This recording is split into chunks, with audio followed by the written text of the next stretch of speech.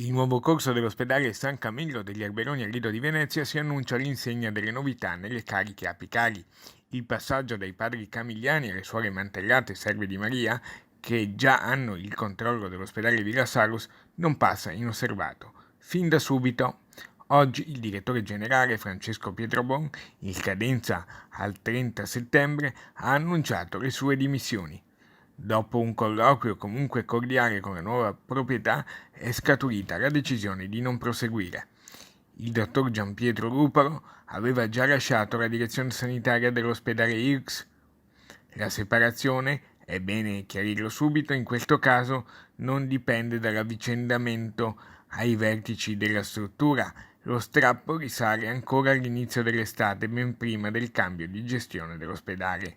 Ma la notizia è trapelata solo in questi giorni, quando la congregazione delle suore Mantellate si è trovata a predisporre il nuovo organigramma e a confrontarsi a cose fatte con il posto vacante di direttore sanitario.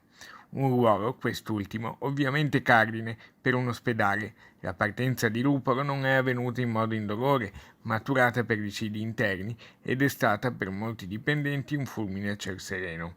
Subito dopo lo strappo, anche se ufficialmente Ruparo ha lasciato per assumere altri impegni professionali, le sue funzioni sono state provvisoriamente ripartite tra i primari Vincenzo Iaia e Francesco Piccione, ma la nomina del nuovo direttore sanitario è questione urgente e anche il direttore amministrativo Luigi Casagrande a fine ottobre non rinnoverà.